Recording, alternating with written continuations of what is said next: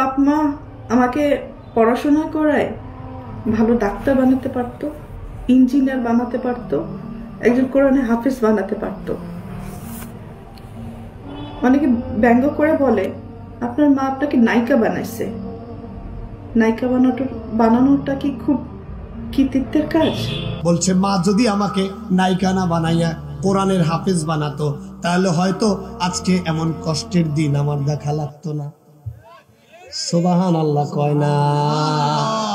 আপনারা যে নায়িকাদেরকে দেখেন, স্বপ্ন দেখেন, স্বপ্ন, যুবকরা তো স্বপ্ন দেখে, কয় হুজুর সাইরা লিফটান, এরপরে কয় হুজুর একটু দোয়া করেন আমার ঘরে জানো ঐশ্বরিয়া, এরপরে মাহিয়া মাহি, এরপরে পরিমণির মতো সুন্দরী, তবে রাবেয়া বস্রির মতো আল্লাহ একটা মাইয়া জানো।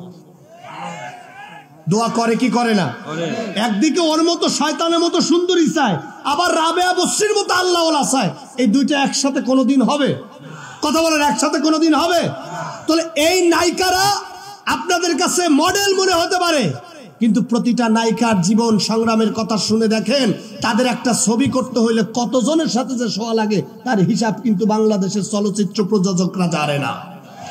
একজন নায়িকা তার পরিবার নিয়ে কতটা আত্মসম্মানহীনতায় ভোগে, সে নায়িকার কাছে জিজ্ঞাসা করেন, আপনি তো পুরা ডার্টি মাইন্ডে, আপনি নায়িকাকে মডেল মনে করে খুব বেটার একটা এক্সপেরিয়েন্স লাইফের মধ্যে হাঁটতেছেন, কিন্তু বাস্তবতা হলো এই নায়িকারাই একদিন এক পর্যায়ে এসে অপরাধ স্বীকার করে আল্লাহর কাছে ক্ষমা চাইয়া হজ করতে যায়।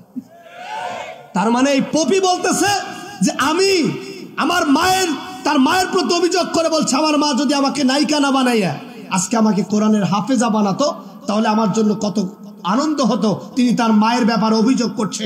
বাবারা, মায়েরা, আপনাদের শোনা দরকার, সন্তানকে যদি আপনি ইসলামওয়ালা, কোরআনওয়ালা, দ্বীনওয়ালা, আল্লাহওয়ালা বানাইতে না পারেন, 10 বছর 15 বছর পর একই অভিযোগ আপনার সন্তান আপনার বিরুদ্ধে দেবে। কথা ঠিক কিনা বলেন? আমরা সন্তানকে ইঞ্জিনিয়ার বানাবার জন্য, ডাক্তার বানাবার জন্য, প্রকৌশলী বানাবার জন্য মাইন্ড করিবেন না। এই আমার কথাই বলি, আমি বিসিএস পরীক্ষাই দিই নাই একটাই কারণ, আমার মাদ্রাসা ব্যাকগ্রাউন্ডে দাখিলের সার্টিফিকেট ছিল মাদ্রাসা, যার কারণে আমি বিসিএস দিইনি। ঢাকা ইউনিভার্সিটিতে আমি সর্বোচ্চ সিজিপিএ পেয়ে তারপরে আমার ইসলামিক স্টাডিজ ডিপার্টমেন্ট থেকে আমি বের হয়েছি। অথচ বিশ্ববিদ্যালয়ের মেধাবী ছাত্র হিসাবে বিসিএস দেওয়ার সাহস পাই নাই, কারণ আমি জানি বিসিএস দিলেই তারা আমার সার্টিফিকেটটা ধরে ছিঁড়ে ফেলবে, কারণ মাদ্রাসার কাউকে তৎকালীন গভর্নমেন্ট বিসিএস ক্যাডার হতে দেয় না। না না, পাখা লাগবে না, বলেন না আলহামদুলিল্লাহ, একটু জোরে বলেন আলহামদুলিল্লাহ। তো যেটা বলছিলাম, এই যে মাইন্ডটা, মনের যে হৃদয়ের আকাঙ্ক্ষাটা, এইটা আল্লাহ স্মরণ হয় কয় ভাবে? একটু বলেন না, কয় ভাবে? 2 ভাবে। একটা স্মরণ হলো জিকির, আর আরেকটা স্মরণ হলো সালাত। পয়গম্বর বলেছেন, যখন তুমি মুসিবতে পড়ে যাও, যখন তোমার হৃদয়টা অশান্তির দাবানলে দাও দাও করে জ্বলে, তখন তোমার 1 নম্বর কর্মসূচি হলো বেশি বেশি তাসবিহ পড়া। তুমি চলতেছো, হাঁটতেছো, জিকির করো আল্লাহ আল্লাহ, যাচ্ছ জিকির করো সুবহানাল্লাহ সুবহানাল্লাহ সুবহানাল্লাহ, হাঁটতেছো চলতেছো জিকির করো আলহামদুলিল্লাহ আলহামদুলিল্লাহ আলহামদুলিল্লাহ, চলছো জিকির করো আস্তাগফিরুল্লাহ আস্তাগফিরুল্লাহ। অথচ অধিকাংশ যুবক এই জিকির না করে শুধু কান দেয় আর চিল্লায়, আর চুপচাপ করে খালি ফেসবুকে স্ট্যাটাস দেয়, আমি কিন্তু মরলাম। কথা ঠিক কিনা বলেন? হিস্টোরিতে স্ট্যাটাস দেয়, মেয়ে মেয়েরা দিছে বলক, আর উনি স্ট্যাটাস দেয়। মেয়ে যদি বলক মারে তোর 14 গোষ্ঠী কেউ স্ট্যাটাস দেখবে? বন্ধু বান্ধব ডাইকা কয় হয়েছে মল্ল মল্ল, কিন্তু কোনো সাড়া দেয় না। আপনাকে মনে রাখতে হবে, পৃথিবীর কেউ যদি আপনাকে সাড়া না দেয়, একজন সাড়া দিবেন, তিনি কে? আল্লাহর পয়গম্বর বলছেন, শোনো, যারা বিপদে পড়েছো, যাদের মনটা খারাপ, সবার মন খারাপ, কেউ বলতে পারবে না যে আমার মন 100 ভাগ ভালো। পারবে কেউ বলতে? বলেন না, পারবে কেউ? কোনো না কোনো ভাবেই মানুষের মন খারাপ। আল্লাহর পয়গম্বর বলছে, শোনো যাদের মন খারাপ, আমার কথা না পয়গম্বরের কথা, শোনো যাদের মন খারাপ, তোমরা কোনো কিছু করার দরকার নাই, একটু কষ্ট করো, একটু কষ্ট। এই যে কত রাত তুমি তোমার প্রেমিকার জন্য, কত রাত সংসারে অশান্তির জন্য, কত রাত ব্যবসার জন্য, কত রাত রাজনীতির জন্য, কত রাত চাকরির জন্য তুমি কেঁদে কেঁদে কাটিয়ে দিয়েছো। রাতে তোমার ঘুম হয় নাই, মাথাটা তোমার নষ্ট হয়ে গেছে। তুমি কত রাতের দরকার নাই, মাত্র অনলি ওয়ান নাইট, একটা রাত তুমি তাহাজ্জুদের সময় ওঠো। একটু জোরে বলেন না সুবহানাল্লাহ। পয়গম্বর বলছেন, শুনো যুবকেরা, বিশ্বাস করো, আল্লাহ যেখানে বলেছে অনুনাজ্জিলু মিনাল কোরআন মা হুয়া শিফা, আল্লাহ যেহেতু বলেছে এই কথা মিথ্যা হতে পারে, তার মানে তোমার হৃদয়কে একবার থামাও, আমার এই প্রেসক্রিপশনটা আজকে নিয়ে যাও। আমি যে প্রেসক্রিপশন দিচ্ছি, বিশ্বাস করো কোরআনের প্রেসক্রিপশন। তুমি বাড়িতে গিয়ে আজকে মাহফিল শেষে, মাহফিল অন্তত 12টা-1টা পর্যন্ত হবে, এই টাইমটাতে তুমি চুপচাপ করে ঠান্ডা পানিতে ওযু করবা, আর মনের দুঃখের কথা স্মরণ করবা, আল্লাহকে আল্লাহ বলে ডাক দিবা। ওযু শেষ হওয়ার পর শাহাদাত আঙ্গুলটা পশ্চিম দিকে, আকাশের দিকে, কিবলার দিকে উঁচু করে বলবা, আশহাদু আল্লাহ ইলাহা ইল্লাল্লাহু ওয়াহদাহু লা শারীকা লাহু ওয়া আশহাদু আন্না মুহাম্মাদান আবদুহু ওয়া রাসূলুহু। এটা বলে বাসায় চলে যাবা, জায়নামাজটা ভিজাবা, আল্লাহু আকবার বলে সালাতে দাঁড়াবা, সিজদায় যাবা, সুবহানা রাব্বিয়াল আলা, সুবহানা রাব্বিয়াল আলা, সুবহানা রব্বিয়াল আলা 3 বার 5 বার 7 বার বলার পর এবার তুমি কান্না শুরু করে দিয়ে আল্লাহরে বলো, আল্লাহ আল্লাহ কত পাপ করেছি, আজকে ব্যথায় মনটা জর্জরিত, অন্তরটা কেমন কেমন হয়ে গেছে। যারে কলিজা দিয়ে ভালোবাসতাম সে আর আমার জীবনে নাই, ব্যথার বেদনা দিয়ে সে পালিয়ে গেছে, আর একজনের সাথে চলে গেছে, আমার কথা আর মনে নাই।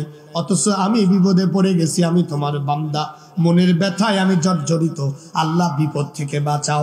যাদের ব্যবসা হয় না আল্লাহর কাছে চোখের পানি ছেড়ে দিয়ে বলো, আল্লাহ আমাকে ব্যবসার ব্যবস্থা করে দাও। যাদের চাকরি হয় না চাকরির জন্য চোখের পানি ফেলে দিয়ে বলো, আল্লাহ আমার চাকরির ব্যবস্থা করে দাও। আর যাদের পাসপোর্ট আছে ভিসা হচ্ছে না, বিদেশ যেতে পারছো না, তারাও কাঁদো। আল্লাহর পয়গম্বর বলছে, কোন বান্দা যখন তাহাজ্জুদের সিজদায় গিয়ে চোখের পানি ছেড়ে দেয়, ওই বান্দার চোখের পানি মাটিতে পড়বার আগে আল্লাহ তার মনের সমস্ত অশান্তিকে দূর করে দেয়। আপনারা তো অধিকাংশ তরুণ যুবক তাহাজ্জুদ তো পরের কথা, ফরজই পড়ে না, ফজর, কথা ঠিক কিনা বলেন? অথচ আল্লাহ রাসূল বলছেন, শোনো, সালাত যখন মানুষ দাঁড়ায় যায় আল্লাহকে স্মরণ করে, এই পৃথিবীতে আল্লাহ তাআলার বান্দার সব থেকে নিকটবর্তী হওয়ার সময় হলো সেজদা। কোনটা বলেন? বলেন না কোনটা? বান্দা যখন সেজদা দেয়, বান্দা যদি মনে করে আল্লাহ আমার সামনে, আল্লাহ মনে করে আমি বান্দার সামনে। একটু জোরে বলেন না সুবহানাল্লাহ।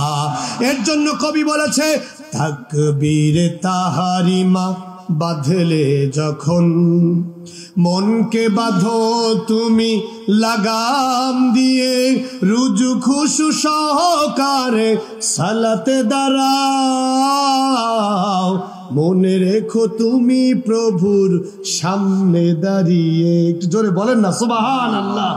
তাকবীরে তাহারিমা বাঁধলে যখন, মনকে বাঁধো তুমি লাগাম দিয়ে, রুজু খুশু সহকারে সালাতে দাঁড়াও, মনে রেখো তুমি প্রভুর সামনে দাঁড়িয়ে। জোরে বলেন না আল্লাহু আকবার। সারাদিন নানা কাজে ব্যস্ত থাকো, আজান হলে কাজ বন্ধ রাখো, সারাদিন নানা কাজে ব্যস্ত থাকো, আজান হলে কাজ বন্ধ রেখো, মনে রেখো সারাক্ষণ মৃত্যু তোমাকে ডাকে, মনে রেখো সারাক্ষণ মৃত্যু তোমাকে ডাকে, দুনিয়ার মোহে তুমি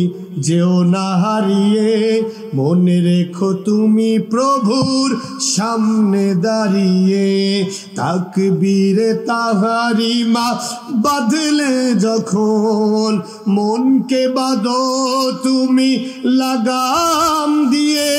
রুজু খুশু সহকারে সালাতে দাঁড়াও, মনে রেখো তুমি প্রভুর সামনে দাঁড়িয়ে। একটু জোরে বলেন না আল্লাহু আকবার।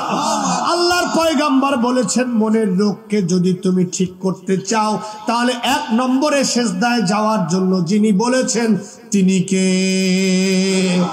এরপরে আল্লাহ তাআলা বলছেন, শোনো, যারা কষ্টের, অধিক কষ্টের মধ্যে যারা রয়েছে, তাদের জন্য আল্লাহ মোটিভেশন দিচ্ছে। মনের ভিতরে যাদের কষ্ট, এই কষ্টটাকে কন্টিনিউস করো না, টেনশন করো না। মনে রেখো, কষ্টের পরেই স্বস্তির ঘোষণা যিনি দিয়েছেন তিনি কে? আল্লাহ তাআলা বলেন, ফা ইন্না মাআল উসরি ইউসরা, ইন্না মাআল উসরি ইউসরা। খেয়াল করে শোনেন, কোরআনের ভাষাটা কত চমৎকার। আল্লাহ বলছেন নিশ্চয়ই কষ্টের পরে স্বস্তি রয়েছে, আবার বললেন হ্যাঁ নিশ্চয়ই কষ্টের পরেই স্বস্তি রয়েছে। যারা কষ্ট পেয়ে হতাশায় ভুগছো, দিলটা যাদের ঠিক নাই, টেনশন করো না, তোমাদের জন্য সামনেই আল্লাহর পক্ষ থেকে ভালো দিন অপেক্ষা করছে। সুতরাং কষ্টে, মনের ভিতরে কষ্ট থাকলে শুধু এই কনফিডেন্ট রাখবেন যে আগামী দিন আমার ভালো আসবে, ইনশাআল্লাহ। বলেন না ইনশাআল্লাহ। বিএনপি জামাতের খারাপ দিন 16 বছর গেছে, এখন কি ভালো দিন আসে না? আসতে বললেন।